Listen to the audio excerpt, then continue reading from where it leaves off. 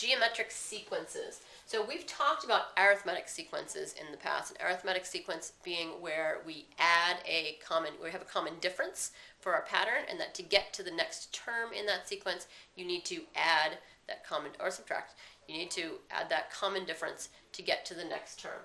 A geometric sequence, we're not adding or subtracting each time. We have a common ratio or a common factor. We're going to be multiplying each time to get to the next term in that sequence. So our arithmetic sequence, they have a common difference.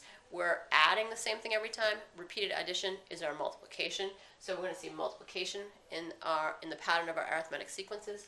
A geometric sequence, since we have a common factor, we're multiplying by the same thing over and over again.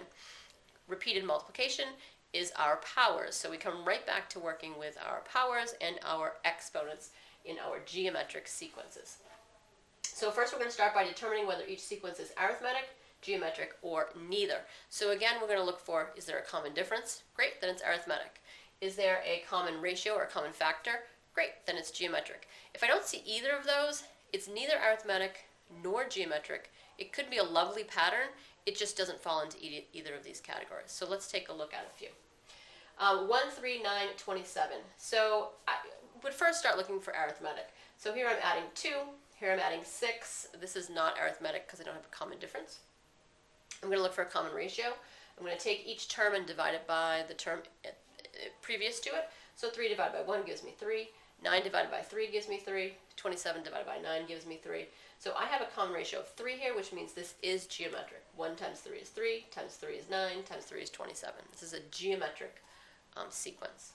Number 2, we've got B. We've got negative 20, negative 15, negative 10, negative 5. Let's look for a common difference. And I notice that I'm adding 5 each time. Negative 15 minus negative 20 gives me 5.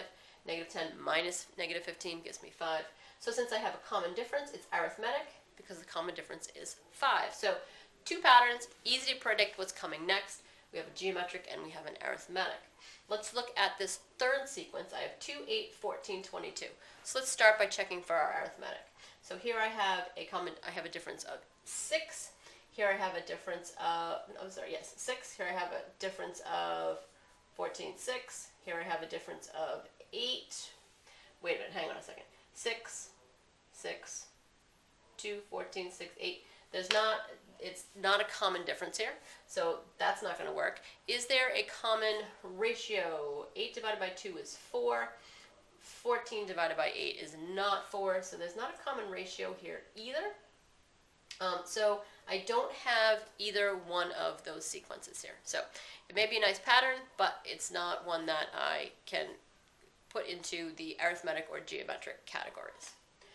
All right, find the next 3 terms of each geometric sequence. So this is telling us specifically that these are geometric, so I can already start to think about a common ratio because I've been told specifically they're geometric.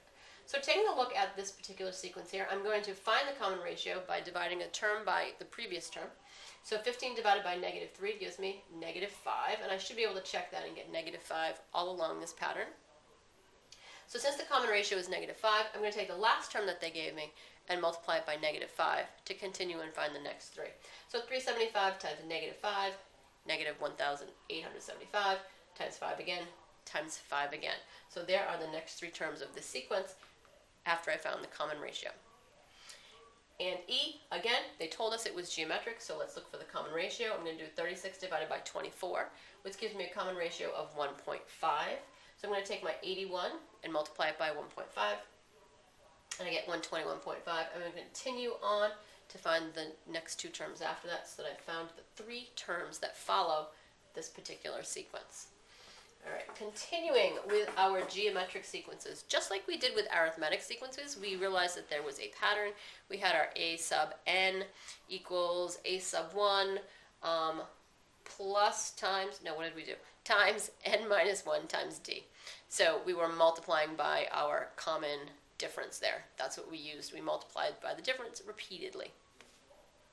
We added the difference repeatedly, which was our multiplication.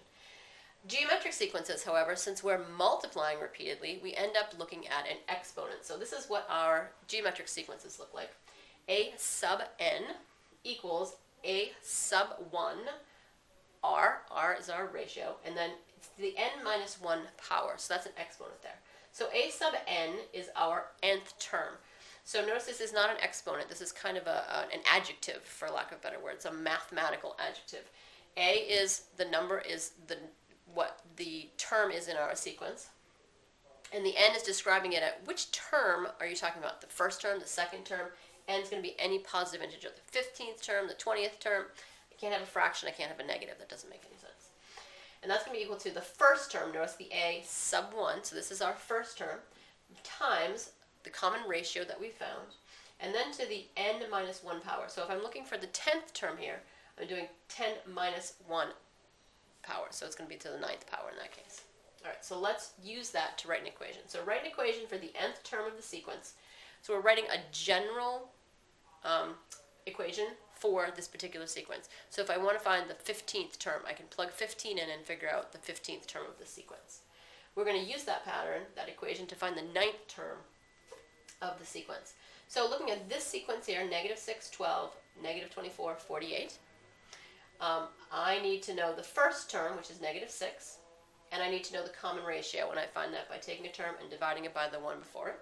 I get negative 2.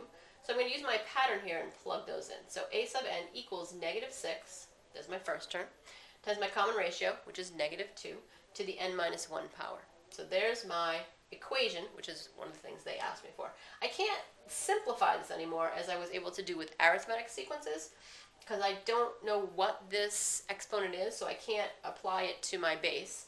And since it's exponents in parentheses before I multiply, I can't multiply these two bases together. So I can't come up with a positive 12 here. That doesn't work. My base is negative 2.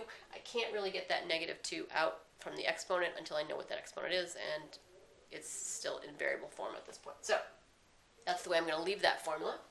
They want me to find the 9th term of the sequence. So I'm going to use the sequence, and I'm going to plug in a 9 where the n is. Now I can do some algebra. So this is negative 2 to the 8th power. I'm going to do the 8th power, which is 256, times negative 6, negative 2,304. Again, I have another geometric sequence here, 96, 48, 24, 12. Again, I want to know the first term, which is 96. I want to know the common ratio, which is 0.5 in this case. So my equation for this general formula is a sub n equals 96 times, and then 0.5, and then my n minus 1 is my exponent. I want to know the 9th term, so I'm going to plug in a 9. I get 8 as my exponent. 0.5 to the 8th power is long and ugly, so I didn't write it out. I just left it on my calculator. And I ended up with 0.375 as my 9th term. So 2 pieces. Here's my general formula, and here is the 9th term. So we can use this pattern to write an equation for a geometric sequence, similar to what we did for our arithmetic sequences.